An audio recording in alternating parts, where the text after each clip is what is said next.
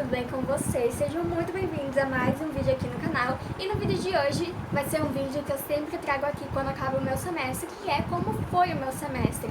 Pra quem não sabe, eu faço faculdade de serviço social e eu terminei agora o segundo semestre do segundo ano da faculdade. E vou aqui contar tudo pra vocês, como eu sempre faço. Vou deixar aqui nos cards uma playlist com os vídeos que eu fiz desde o começo da faculdade contando sobre o semestre. E se você ainda quer saber mais sobre isso, como vai ser os próximos semestres, né, como será, é só se inscrever no canal, porque até eu terminar a faculdade eu vou trazer tudo sobre cada semestre.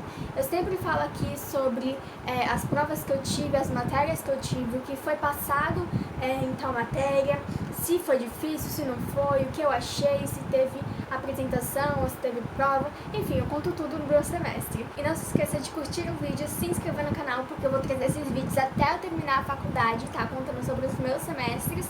Então não se esqueça de se inscrever e me seguir lá no Instagram. Agora, sem mais delongas, vamos para o vídeo. Quem viu o último vídeo do meu semestre sabe que por conta da pandemia as coisas foram um pouco bagunçadas, um pouco confusas. Se você ainda não assistiu, eu vou deixar aqui. Mas assim, só pra gente entender o contexto, aconteceu a pandemia, né? E aí teve o meu primeiro semestre, e nesse primeiro semestre eu tive 5 matérias, só que aí devido às pessoas estarem reclamando que ficou muito pesado, que... É porque assim, no começo foi uma bagunça, né? Foi tudo muito novo, tanto pra gente, quanto pra própria faculdade, que nunca tinha ofertado nada em EAD, quanto também para os professores. Então teve sim essa bagunça, e aí com 5 matérias ficou muito sobrecarregado, tanto para os alunos quanto para os professores. Então teve... Nossa, tem um negócio no meu olho. Cabelo. Então teve a proposta de ofertar menos matérias. É claro que se você quisesse, você poderia pegar de outras matérias de outro curso e tudo mais, mas as matérias daquele semestre foram diminuídas. Tanto é que nesse semestre eu já tive 2 matérias. E as pessoas reclamaram, não é porque, tipo, nossa, 5 matérias, porque a gente já tinha 5 matérias antes. Só que teve toda aquela questão de síncrona, que é quando é aula vivo pelo Google Meet, e assíncrona, que é quando você tem que ler um texto, tem que fazer alguma coisa. E aí, o conteúdo assíncrono era muito pesado. E a gente estuda à noite, né? Então tem muita gente que trabalha, que faz outras coisas durante o dia, e acabou que ficou muito sobrecarregado. Por isso eles decidiram colocar menos matérias nesse semestre, e aí eu só fiquei com 2. Claro que eu podia pegar outras matérias de outros semestres, ou então de outros cursos, mas eu optei por pegar só as obrigatórias daquele semestre. Nas terças-feiras eu tinha FHTM3, que é Fundamentos Históricos, Teóricos e Metodológicos do Serviço Social, e 3 porque eu tive no primeiro ano, no segundo ano e no segundo semestre do segundo ano para fechar, né? E na quarta-feira eu tive S, que quem já assistiu os vídeos anteriores sabe o que é. Significa o ser humano e sua inserção social. É uma matéria que é obrigatória para todos os cursos do meu campus, que é o campus da saúde. Então, eu tive esse semestre também, só que, claro, falando sobre outro assunto. Começando por FHTM, como eu disse, é FHTM3, então já teve o 2 e o 1. O FHTM3 é o último e é um fechamento. E ao longo das aulas foram abordadas a questão do eurocentrismo na América Latina, toda aquela questão da América Latina mesmo, de ter países desenvolvidos e países subdesenvolvidos, né? No caso, o subdesenvolvido é a América Latina, como o serviço social chegou na América Latina, como ele se desenvolveu, tudo o que aconteceu nesse meio tempo que resultou no movimento de reconceituação do serviço social, que eu já falei até aqui também um pouquinho. E falou também sobre todo o depois desse movimento de reconceituação. Então falou sobre o projeto ético-político, teve todos os resultados desse momento histórico. Além de ser abordado a América Latina, obviamente que foi abordado mais especificamente sobre o Brasil e tudo o que estava acontecendo naquela época, porque o Brasil, né, durante o movimento aí de reconceituação do serviço social e toda aquela coisa que estava acontecendo no serviço social, o Brasil estava em uma ditadura militar. Então conta como foram as coisas, as lutas e tudo mais. E no fim foi abordado as consequências desse período histórico no serviço social, os pontos positivos, os pontos negativos que chegaram na profissão. Eu tô com o notebook aqui embaixo porque eu vou falar agora sobre os textos que foram passados, tá? Para embasar esse conteúdo todo e também para introduzir algumas aulas, foram passados alguns textos que falam, obviamente, sobre o assunto, como por exemplo... colonialidade do poder, eurocentrismo e América Latina, o serviço social e o popular, resgate teórico-metodológico do projeto profissional de ruptura. Essa parte aqui fala sobre a quebra do serviço social tradicional, que era de fora, né? E olhar melhor nas particularidades de cada país e ter um serviço social que agisse nas particularidades desses países e não algo de fora, como uma metodologia do serviço social. O movimento de reconceituação 40 anos depois, que é do José Paulo Neto, esse texto, que fala, né, justamente sobre o depois, as conquistas e os limites desse movimento.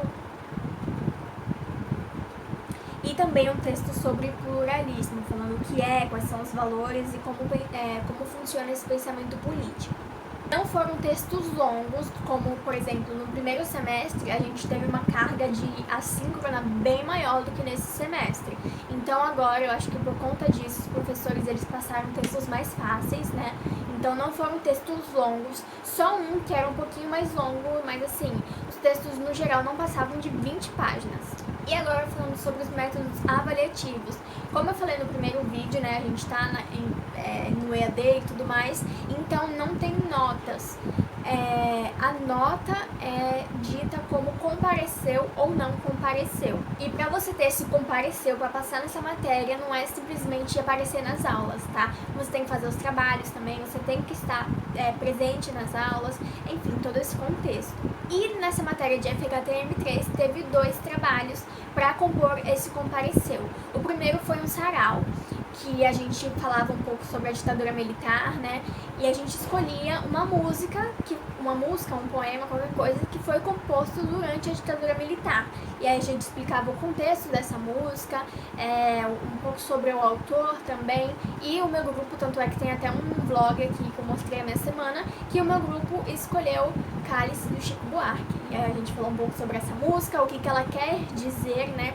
Porque naquela época da ditadura militar teve muita censura, então as pessoas, né, os cantores, eles tinham que meio que dar uma ajeitada na música para ela ser aprovada e tudo mais, enfim, várias coisas. E o segundo trabalho foi o trabalho final realmente, digamos assim, de FHTM, que já teve nos outros semestres também, que é escrever um texto reflexivo sobre todo o conteúdo abordado durante o semestre.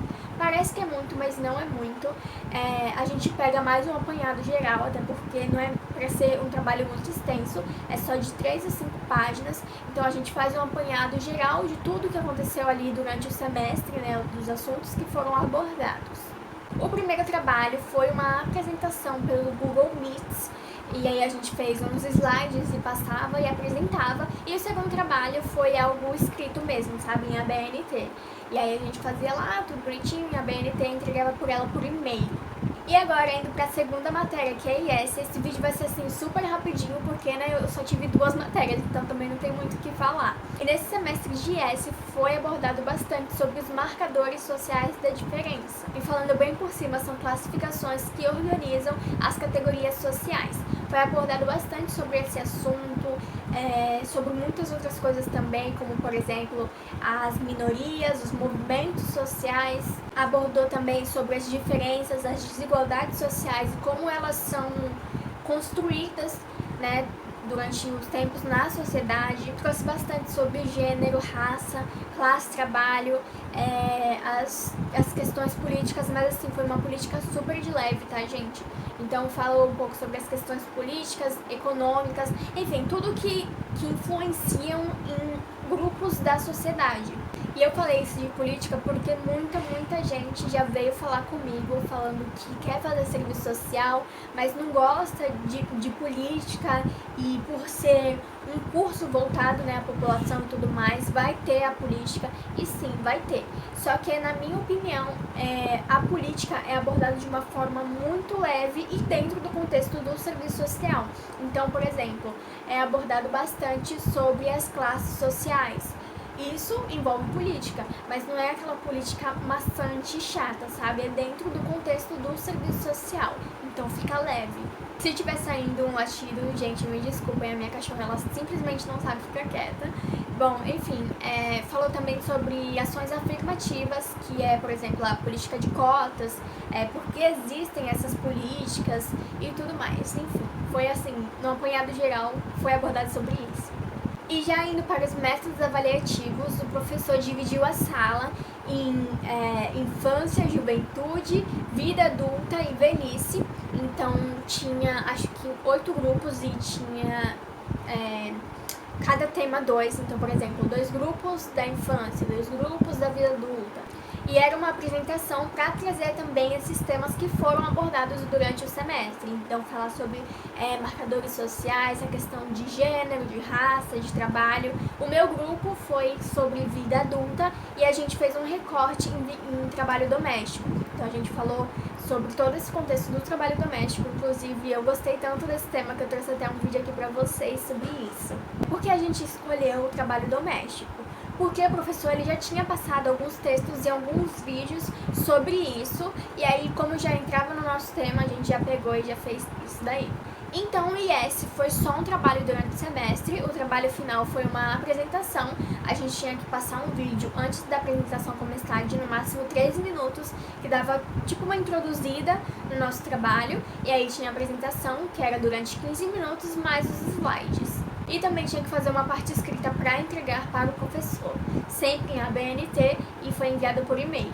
Bom, e o que eu achei desse semestre? Em relação às matérias, eu gostei bastante. Poderia ser melhor, poderia, porque eu gosto do meu presencial, tô com saudade do meu presencial, mas a gente ainda tá na pandemia, o Brasil ainda tá devagar na vacinação e as aulas não vão voltar enquanto não tiver vacina. Então é bom a gente se acostumar aí com o EAD, até porque né, o próximo semestre, que vai começar em abril, ele também vai ser em EAD. E por conta de ser algo novo, tanto pra gente quanto para a faculdade, no primeiro semestre foi algo muito bagunçado, assim, meio desorganizado.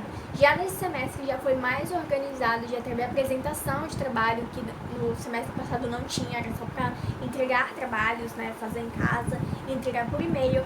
Já teve agora a apresentação de trabalho, então foi tudo mais organizado. E assim eu gostei um pouco mais. Inclusive, né, como eu disse, o próximo semestre começa em abril e eles já dividiram as matérias que vão ter durante o semestre e todos os links das aulas. Isso facilita demais.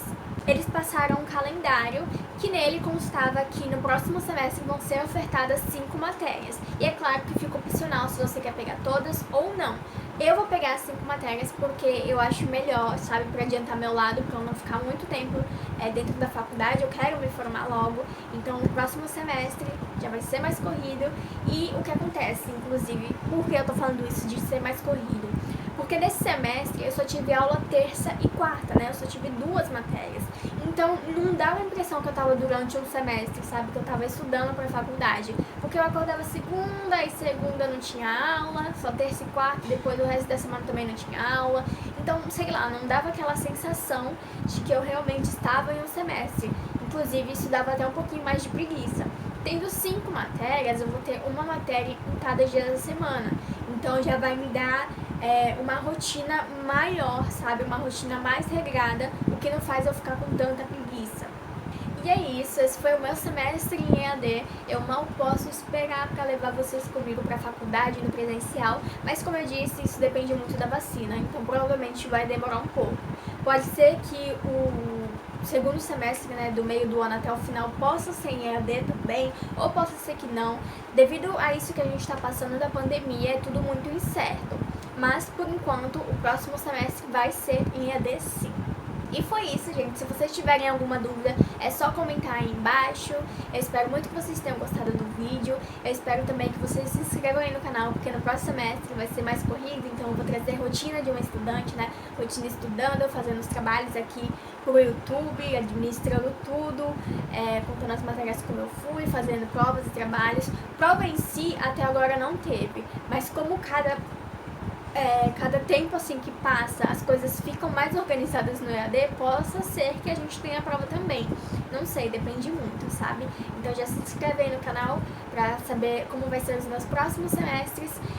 Deixa o like no vídeo e é isso. Um beijo e até a próxima. Tchau!